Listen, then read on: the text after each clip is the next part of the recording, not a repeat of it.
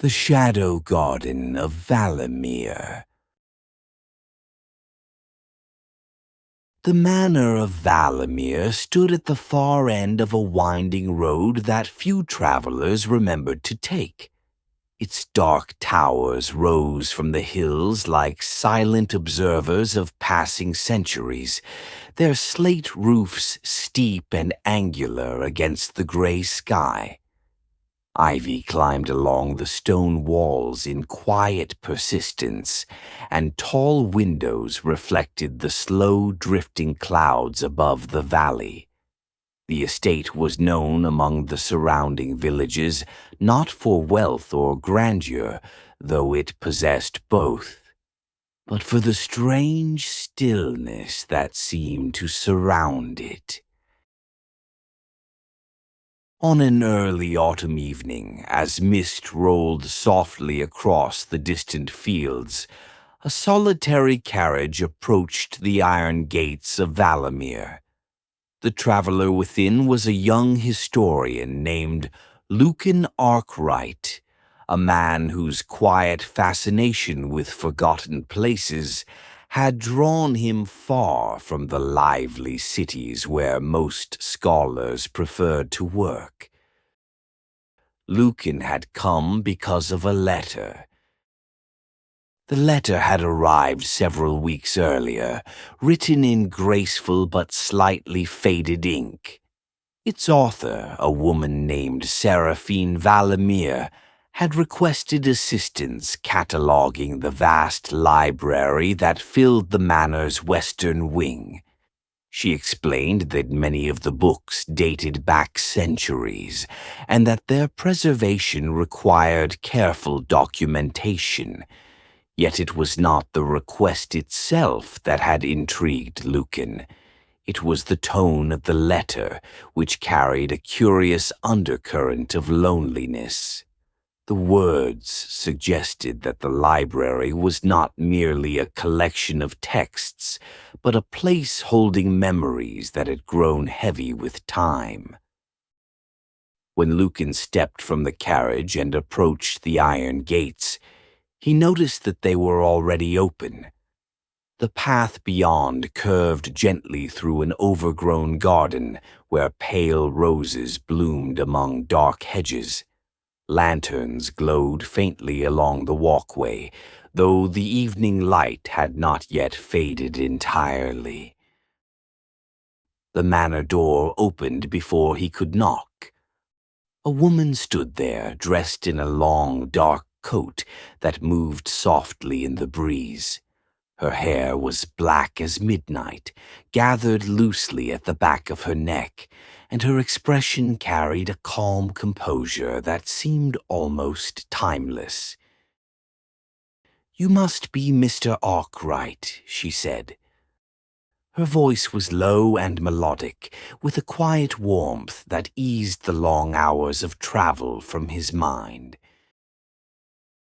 "And you must be Miss Valemere," Lucan replied.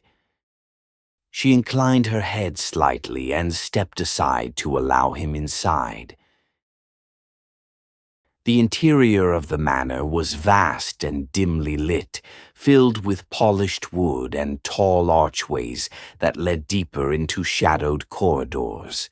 Portraits lined the walls, their subjects gazing outward with expressions that hinted at long histories. "I hope the journey was not too difficult," Seraphine said, as she guided him through the entrance hall. "Not at all," Lucan replied, "though I must admit the valley seems unusually quiet." "That is one of its charms," she said gently. "Time moves differently here." They reached the library soon after, and Lucan felt an immediate sense of awe. The room was immense, stretching upward through 3 stories of towering bookshelves connected by delicate iron balconies. Tall windows allowed fading evening light to spill across the polished floor, illuminating countless volumes arranged in careful rows. "It has grown somewhat disordered," Seraphine admitted. "My family has added to it for generations, yet few have taken the time to organize it properly." Lucan smiled faintly. "To a historian, this is a dream rather than a problem."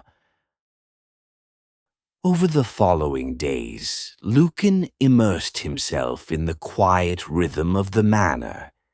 Each morning he explored a different section of the library, recording titles and dates, while the soft light of autumn filtered through the windows.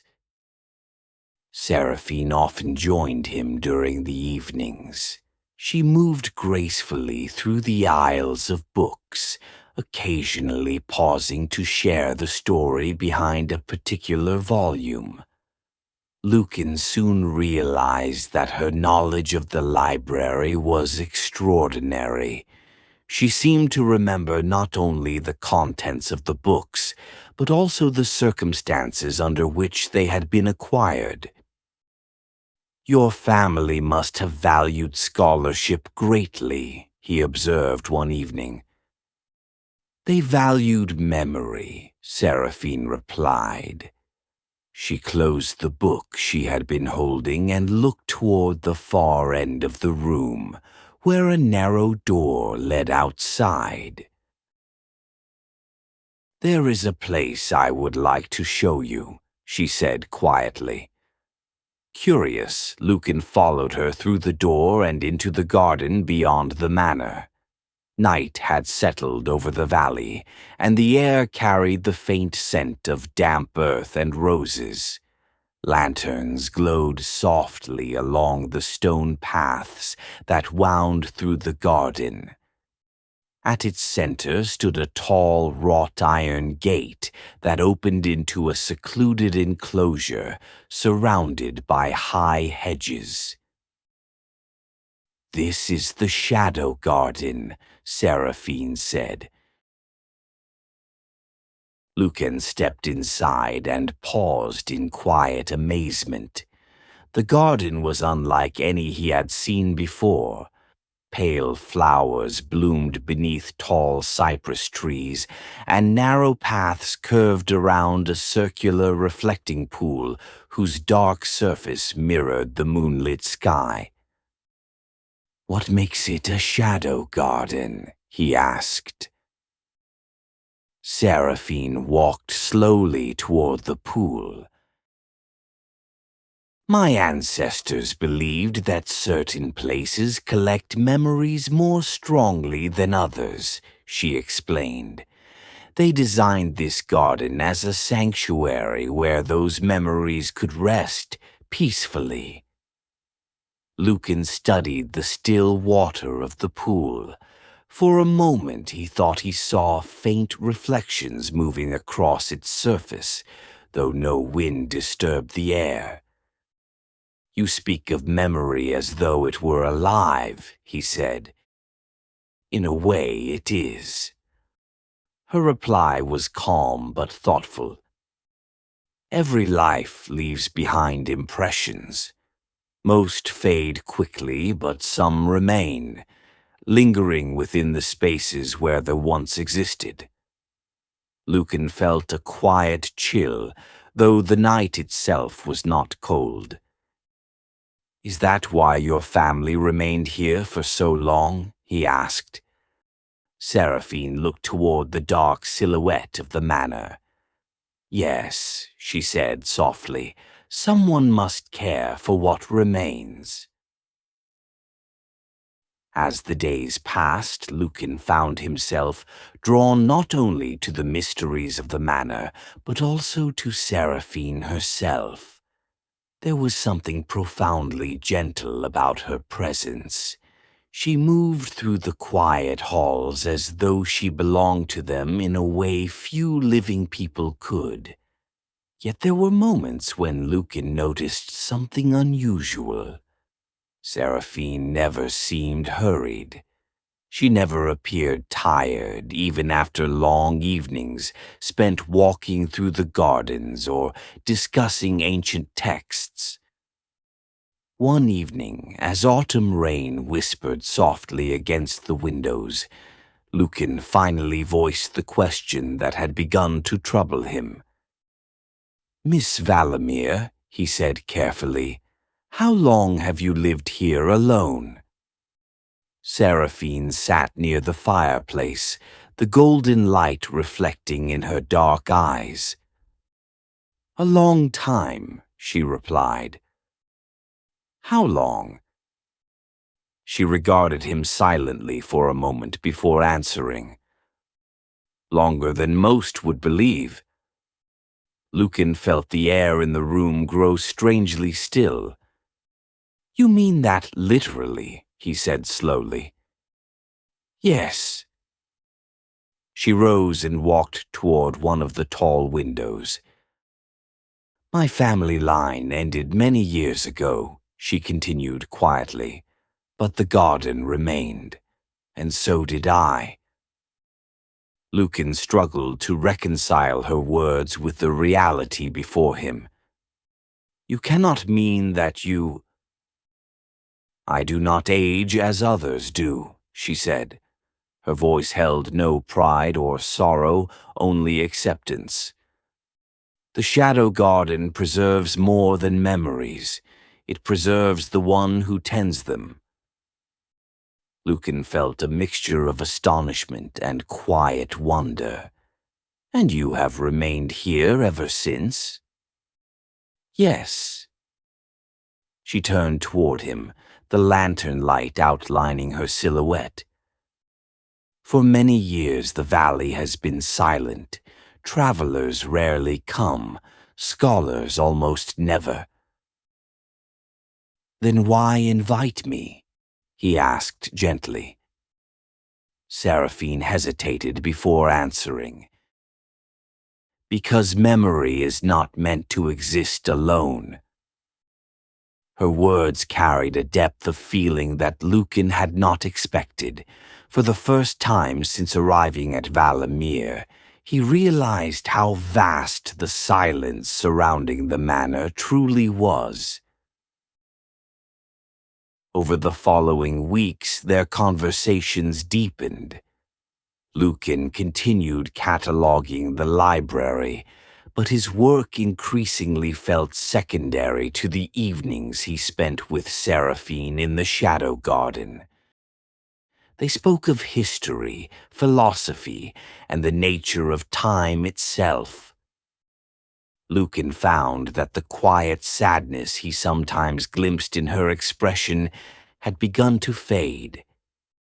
And yet, he also understood something else.